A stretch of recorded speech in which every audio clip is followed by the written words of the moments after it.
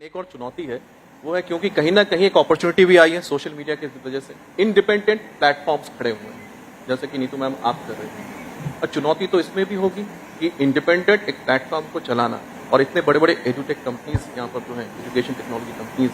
उनके साथ क्या आपके पास चुनौती आती है, क्या रणनीति आती है कि आप उनके साथ compete करें? इनफैक्ट हम लोग जो पढ़े थे स्कूल में वो पढ़े थे प्रॉफिट एंड लॉस, कि अगर आप कोई चीज 100 रुपये में खरीद रहे हो और 200 रुपये में बेच रहे हो तो 100 रुपया उसमें प्रॉफिट होता है। मुझे एडटेक के मामले में लिटरली शुरुआत में कुछ भी समझ में नहीं आया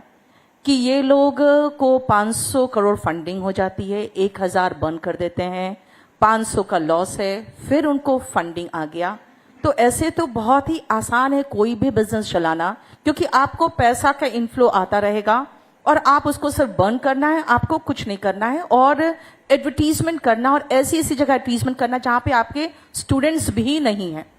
तो हमने जब एक दो एडटेक कंपनी को बहुत बुरी तरह से फ्लॉप होते और फेल होते देखा,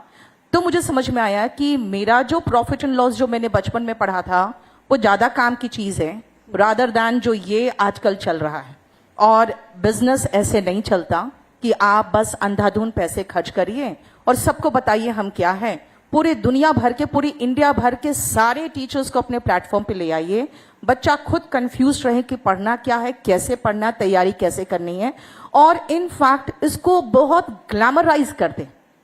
जैसे आजकल सर आपको पता होगा कि यूपीएससी की तैयारी एकदम ग्लैमराइज्ड है,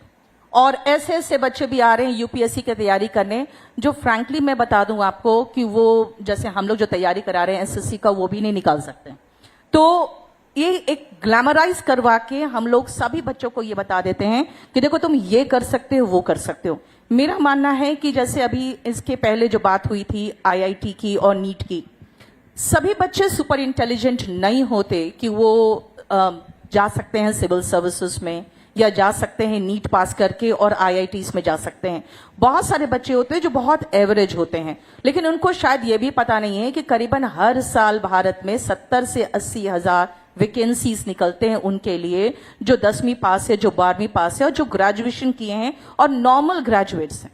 तो इनफैक्ट अवेयरनेस की बहुत जरूरत है। और दूसरी बात है जो एडटेक कंपनीज आ रहे हैं, एडटेक कंपनीज को मैं बस यही सजेशन दूंगी कि अगर आपको लॉन्ग टाइम बिजनेस करना है, और क्या वो लोग बहुत बड़े कंपनीज है, मैं कोई हैसियत नहीं रखती हूं उनको कुछ बोलने का, लेकिन मैं मानती हूं कि रातों रात फिर वो गायब हो जाते हैं, और बहुत सारे बच्चे हैं जो वहां पे पैसे फंसा के वो रोते हैं कि अचानक बंद हो गया सब कुछ, कहाँ चले गए पता नहीं। और फिर आपने देखा ही होगा टेलीविजन वगैरह में फ्रस्ट्रेट होके उनके कोई टीवी उखाड़ के ले जा रहे हैं, कोई कुछ उखाड़ के ले जा रहे हैं उनके ऑफिस से। तो ये सब ना हो, अच्छे टीचर्स के साथ इन प्लेटफॉर्म्स को